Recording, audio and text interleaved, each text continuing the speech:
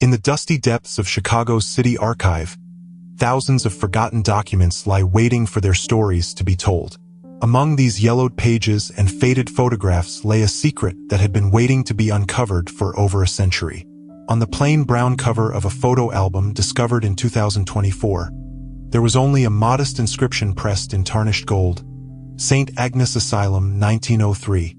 For social history specialists Elena Kozlova and Michael Chong, it was just another artifact to digitize, until they noticed a group photograph that would forever change their perception of the early 20th century, and of the children whom society had preferred to forget. The photograph, taken in the courtyard of the asylum on an autumn day, seemed ordinary, until they enlarged the image and noticed a girl standing in the far corner. Unlike the other children with vacant stares, her posture and facial expression were strikingly unusual, and in her hands, she held an object clearly out of place for the era of the early 20th century. What followed this discovery revealed a story so incredible that it bordered on fiction. A story of a secret program that used and protected extraordinary children in an era when being different was often perceived as a threat. In Chicago, in the early 1900s, the city was experiencing a turbulent period of transformation. Immigration had reached unprecedented levels. Industry was rapidly developing, and social inequality was becoming increasingly visible. In this atmosphere of change and uncertainty, St. Agnes Asylum was founded in 1889 as a refuge for orphans and abandoned children, victims of epidemics, industrial accidents, and poverty. Located in a relatively isolated area on the outskirts of the city, the asylum was a majestic Victorian building of red brick, with tall windows and a strict architectural style characteristic of institutional facilities of that time. Funded by a consortium of wealthy industrialists and philanthropists, the asylum at first glance appeared to be a model of progressive reforms of the era. Our institution strives to provide each child not only with shelter and food, but also with the education and moral upbringing necessary to become useful members of society, read the asylum's annual report for 1901, discovered by Kozlova in the archives. The asylum was home to approximately 200 children, ranging in age from 3 to 16, many of whom were the children of immigrants from Eastern Europe, Ireland, and Italy. Under the direction of Gerald Wilmot, a former military doctor, and head matron Agatha Pearson, the institution had a reputation as a strict but caring establishment.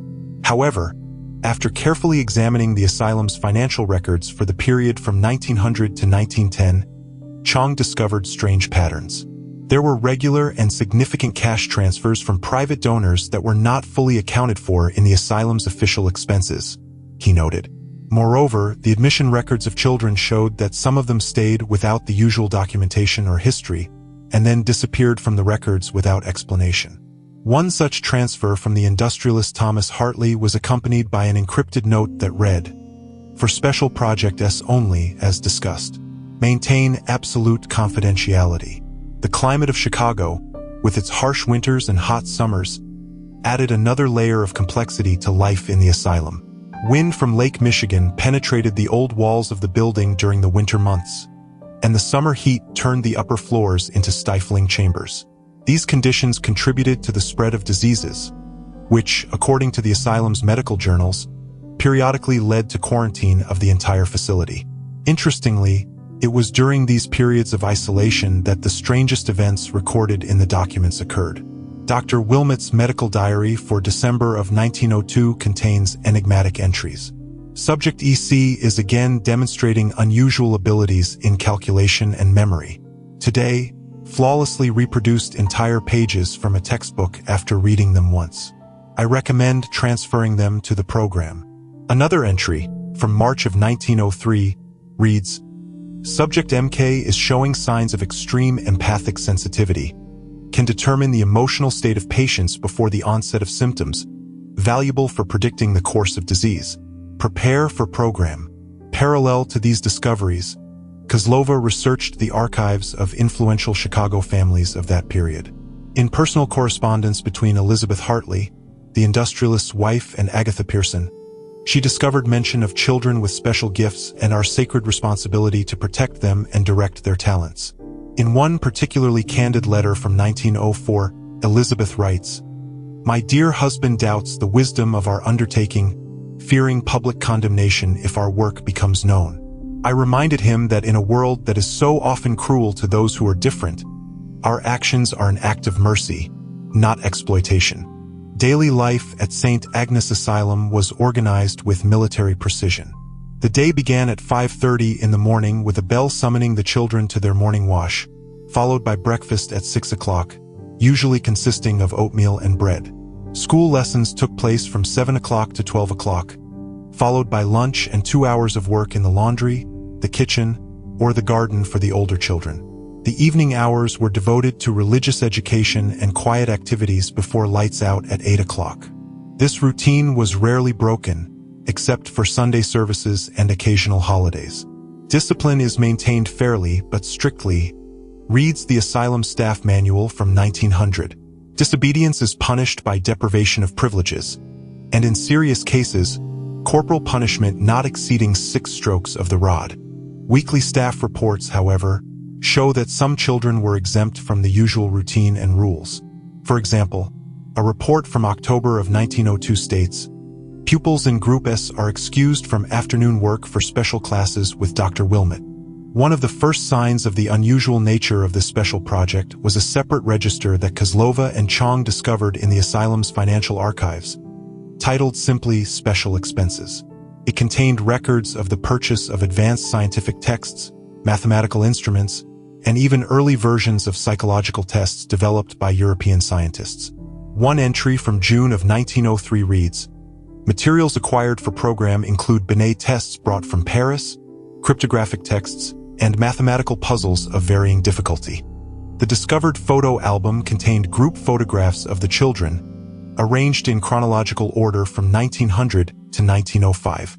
In most of them, the children looked as one would expect of orphans of that time, dressed in simple but clean clothes, with serious expressions on their faces.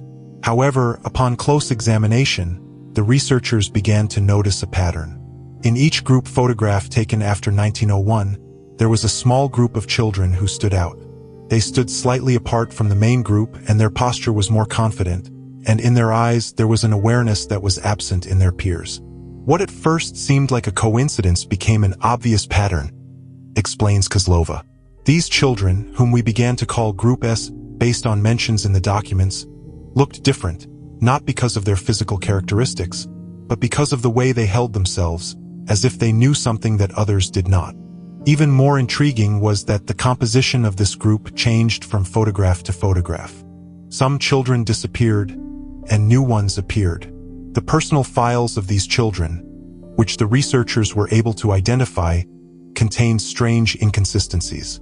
Many arrived at the asylum with minimal documentation, often only with a name and approximate age. Medical records were more detailed than those of other children, with particular attention to cognitive abilities and psychological assessments. Most disturbing was that most of these children disappeared from the records without indication of adoption, transfer, or, thankfully, death. They simply ceased to exist in the official documents. Among these children, several cases stood out. Elizabeth Stein, an 11-year-old girl of German origin who arrived at the asylum in 1901, was described in Dr. Wilmot's assessments as demonstrating exceptional mathematical aptitude and spatial reasoning equal to or exceeding the abilities of college students. Her last record is dated April of 1903, after which there is no mention of her. Michael Kowalski, a 9-year-old boy of Polish origin, was noted for his extraordinary ability with languages and mimicry. Mastered the basics of 4 languages in 6 months. He disappeared from the records in November of 1902. For Elena Kozlova and Michael Chong, this historical mystery had turned into an obsession. The routine task of digitizing archives had turned into a full-scale historical investigation that occupied their days and nights. The deeper we dug, the stranger the whole situation became, recalls Chong. We started with one unusual photograph and ended up in a web of secret programs, hidden experiments, and vanished children. Their search went beyond the city archives, extending to private collections, university libraries, and even federal storage facilities. The breakthrough came when they gained access to the personal papers of Thomas Hartley, which had been donated to the Chicago Historical Society by his grandchildren in 1908. but had remained largely unstudied. Among the business records and family correspondence, they discovered a thin folder with a simple label, Project Cassandra.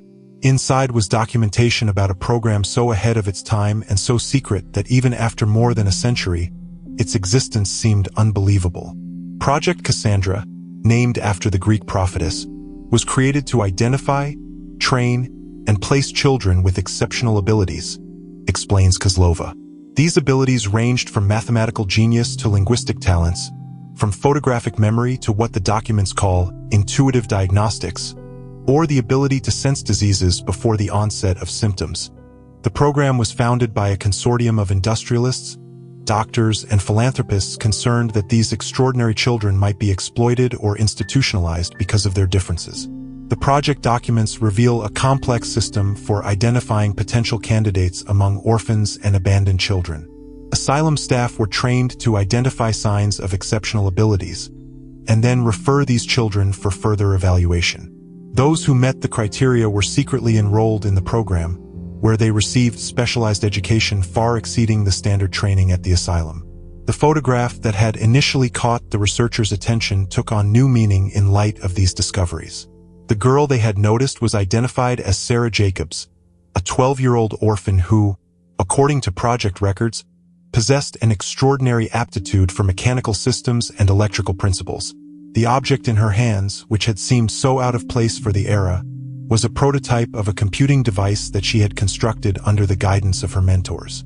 Subject SG demonstrates an understanding of principles that our best engineers are only beginning to master, reads an evaluation report from January of 1904. Her intuitive understanding of electronic connections is unprecedented for a person of her age and education.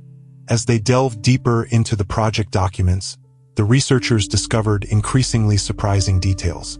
The program not only trained these gifted children, it prepared them for special missions. When a crisis arose in an institution or industry that required unique solutions, Project Cassandra secretly deployed the appropriate child to solve the problem. Subject EC successfully integrated into St. Joseph's Hospital under the guise of a nurse's daughter, reports one document from 1903. Within 2 weeks, she identified a mathematical error in the medication distribution system that was causing consistent overdoses. Problem resolved. Subject extracted without incident. These missions, described as placements, always followed the same pattern. The child was placed in the institution with a cover story, often as a relative, employee, or new ward. They identified and solved the problem, after which they were quickly extracted. To maintain the secrecy of the program, the children were never returned to St. Agnes Asylum after a mission. Instead, they were transferred to one of several secure locations, private homes belonging to members of the consortium, where they continued their education until reaching adulthood. The Diary of Agatha Pearson, discovered in the Chicago Historical Society collection, sheds light on the emotional dimension of the program. Sending these children out into the world fills me with both pride and fear, she writes in an entry from October of 1902. They are so young, but their minds are so sharp. Some may consider our methods unethical, using children in this way. But the world is rarely kind to those who are different. At least here, they are valued for their special gifts, and not punished for them.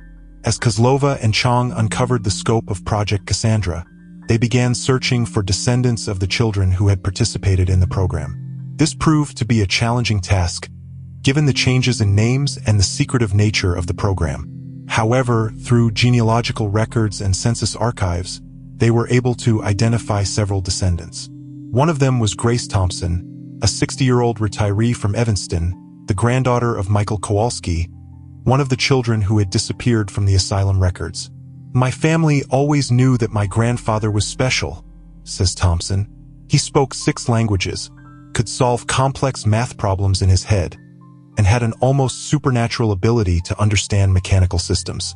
He never said much about his childhood, only mentioning that good people had rescued him from an orphanage and given him a real education. According to family history, Michael was adopted by a wealthy family after disappearing from the asylum, and later founded a successful engineering firm. Further searches led the researchers to other descendants, each of whom told similar stories of grandparents with extraordinary abilities and mysterious pasts.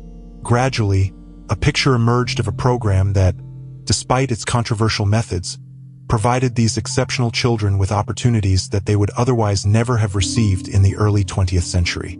However, not all aspects of Project Cassandra were noble. Records show that, of the 72 children identified as participants in the program between 1900 and 1905, 3 did not survive to adulthood. The medical report of Robert Finch, a 10-year-old boy with an extraordinary ability for calculation, indicates that he experienced severe mental exhaustion after being placed in a steel mill, leading to fever and eventual collapse. There were also indications that some children were subjected to experimental procedures aimed at enhancing their natural abilities, with questionable results. We need to view Project Cassandra in the context of its time, warns Chong. The early 20th century was a period of both scientific progress and significant ethical blindness.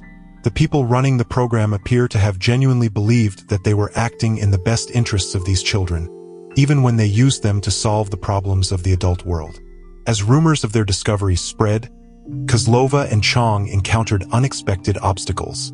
Some archives suddenly became unavailable, interviews were canceled without explanation, and even their academic institution expressed concern about the sensitive nature of their research. It's strange, notes Kozlova. We're talking about events that happened over a century ago, but it seems that some influential people are still worried about this story getting out. This institutional pushback only strengthened their resolve to document the history of Project Cassandra and the children it affected. The culmination of their investigation was the discovery of the final location of the program participants. Through property records and old city maps, they identified a complex of buildings on the northern outskirts of Chicago that was once known as Hartley House, named after the program's main benefactor. Here, in an elegant estate surrounded by gardens and educational annexes, the children of Project Cassandra received their education after completing their missions. The architectural plans show a campus remarkably modern for its time, with a library, scientific laboratories, and even an early version of a psychological clinic. School records surviving from the institution show a curriculum that was decades ahead of standard education of the time, including advanced mathematics, multiple languages, engineering principles, and even the emerging field of psychology. What we see at Hartley House is not just an orphanage or a school, explains Kozlova. It was a community created to protect and nurture children whose minds worked differently, in an era when such differences often led to institutionalization or worse. Letters between students and staff, which the researchers discovered in the personal archives of the Hartley family, testify to the close relationships that developed in this unusual institution. In one particularly moving letter from 1907, Sarah Jacobs, the girl from the original photograph, writes to her mentor, Dr. Eleanor Reed, "You ask, am I happy here after all I have been through? How can I be unhappy in a place where my questions are not met with ridicule, where my ideas are taken seriously, and where my difference is seen as a gift and not a curse? For the first time in my life, I feel at home." The program apparently continued until the late 1920s, when a combination of economic hardship and changes in the social welfare system led to its closure. By that time, over 70 children had passed through Project Cassandra, many of whom went on to achieve significant success in science, engineering, linguistics, and other fields, although their early lives and connection to the program remained hidden. The full disclosure of this extraordinary chapter in Chicago's history has provoked mixed reactions. Some scholars and ethicists have criticized the project's methods, especially the use of vulnerable children in potentially dangerous situations without their full consent. Others have noted the progressive nature of the program in the context of its time, when many children with similar abilities might have ended up in psychiatric institutions or simply been lost in the system. For the descendants of the children of Project Cassandra, the discoveries have brought long-awaited answers to family secrets. "All my life, I've heard hints and unspoken words about my grandmother's past," says Janet Lee, the granddaughter of Elizabeth Stein. To learn that she was part of this amazing, though ambiguous program, finally filled in the gaps in our family history. I am proud of her contribution and courage. On a broader level, the story of Project Cassandra offers insight into the early recognition of neurodiversity and attempts to find a place for it in a society that often did not accept differences. In some ways, these people were pioneers in recognizing the special abilities of those whom today we might describe as neurodivergent, explains Dr. Rachel Golden, a psychologist and historian of science who was not involved in the research, but has reviewed its findings. While their methods were deeply problematic by modern standards, their basic recognition of the value of these children was revolutionary for its time. After more than a year of research, Kozlova and Chong collaborated with the Chicago Historical Society to create an exhibition documenting Project Cassandra and the Extraordinary Orphans of St. Agnes Asylum. The exhibition, which includes original photographs, documents, and personal items collected from descendants, has attracted considerable attention and has forced visitors to rethink their understanding of the early 20th century.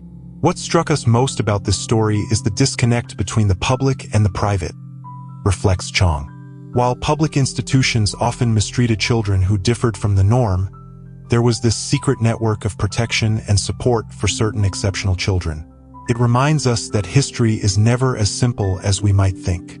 For Elena Kozlova, the discovery of Project Cassandra has a more personal significance. My own grandmother immigrated to America in the early 20th century, she explains. She always told stories about special children who disappeared from her neighborhood, and about kind ladies and gentlemen who sometimes came to talk to families. I always thought these were just fairy tales, but now I wonder, was there more truth to them than I realized? As their research nears publication in an academic journal, Kozlova and Chong hope that the story of Project Cassandra will serve as a reminder of the hidden narratives that lie beneath the surface of official history. A whole world can be hidden in one yellowed photograph in one archival box, says Kozlova. We just need to know how to look and have the courage to follow them, wherever they may lead us.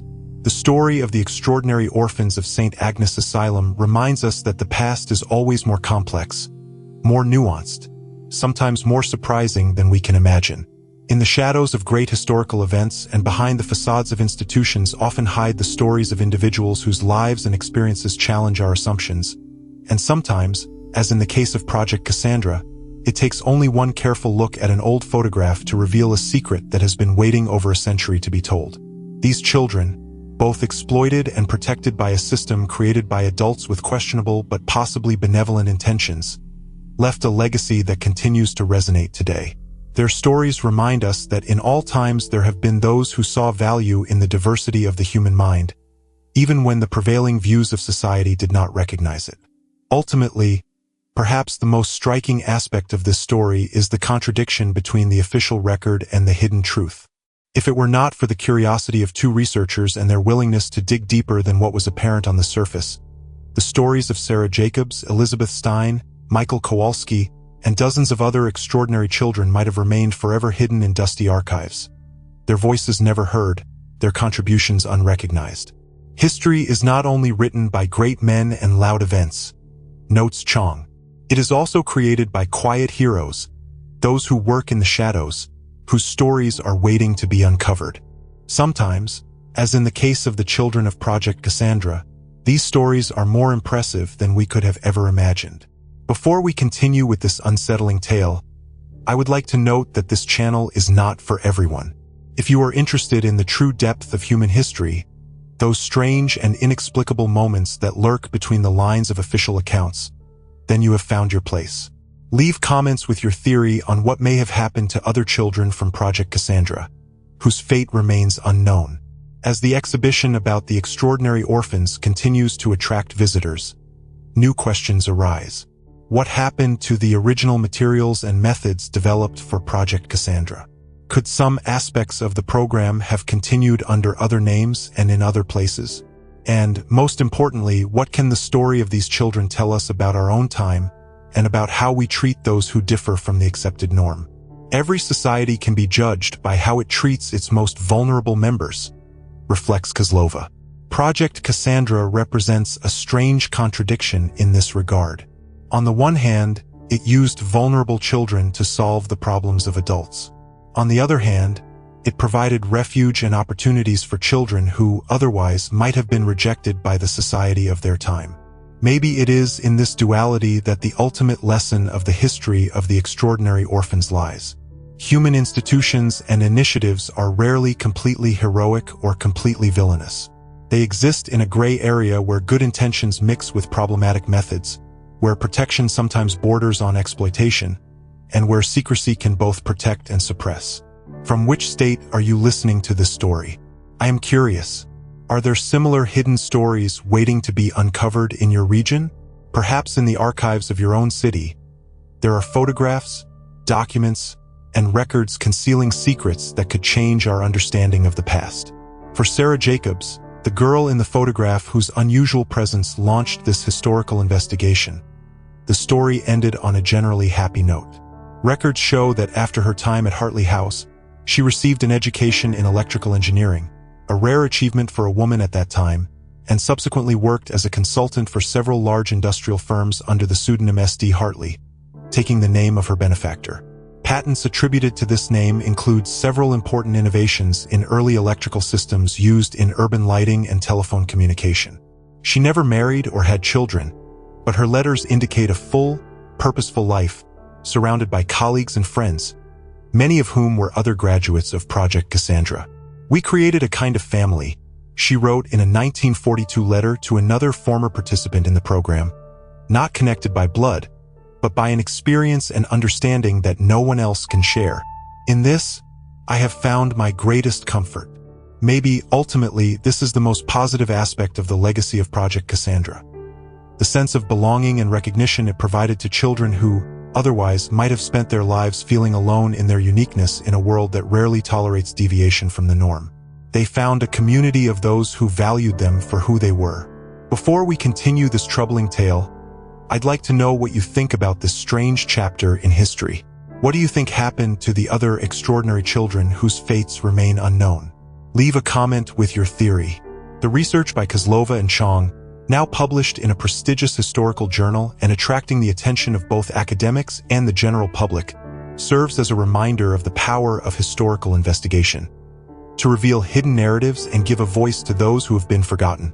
It's also a reminder of how often truth can be stranger, more complex, and more surprising than fiction. When we first saw that photograph with the girl standing slightly apart from the group, holding a strange object, we never could have imagined where it would lead us, says Kozlova. It reminds us that in every archive, in every collection of old documents and photographs, entire worlds may be hidden, waiting to be uncovered. We just need to look closely enough and be prepared to follow the threads, wherever they may lead us. In a world obsessed with the future, the story of the extraordinary orphans reminds us of the value of looking back, of the importance of preserving and studying the records of our collective past. Because sometimes, hidden in these yellowed pages and faded photographs, lie secrets that can change our understanding not only of what was, but of who we are now. And who knows what other secrets are still waiting to be revealed, captured in the images and words of those who came before us. Perhaps at this very moment, in some forgotten archive or attic, there lies another photograph, another document containing the key to yet another lost chapter of our shared history. We just need to be observant enough to notice and curious enough to explore. As we reflect on the legacy of Project Cassandra and the extraordinary orphans of St. Agnes's Asylum, we must also consider those stories that are still waiting to be uncovered in the archives of our own time. What secrets of our day will be revealed by future historians, and what lessons will they learn from the decisions we make today? Ultimately, perhaps the most important aspect of this story lies not in the extraordinary children themselves, or in the program that simultaneously exploited and protected them, but in the reminder that there are many ways to be human, many types of minds and abilities, and that true progress comes not when we try to force everyone to conform to one mold, but when we create space for the full spectrum of human experience to flourish. For Sarah Jacobs, Elizabeth Stein, Michael Kowalski, and the other children of Project Cassandra, their difference was both a burden and a gift in a world that often didn't understand or feared them. They found a path to meaning and purpose, even if that path was complex and contradictory. Their stories, kept for over a century in the shadows of official history, have now finally become part of our collective understanding of the past, enriching and complicating our appreciation of who we were and who we can become. And it all started with one photograph, with one careful glance, with one question that led to another question, and another, unraveling a thread of truth that was waiting to be discovered in the flow of time.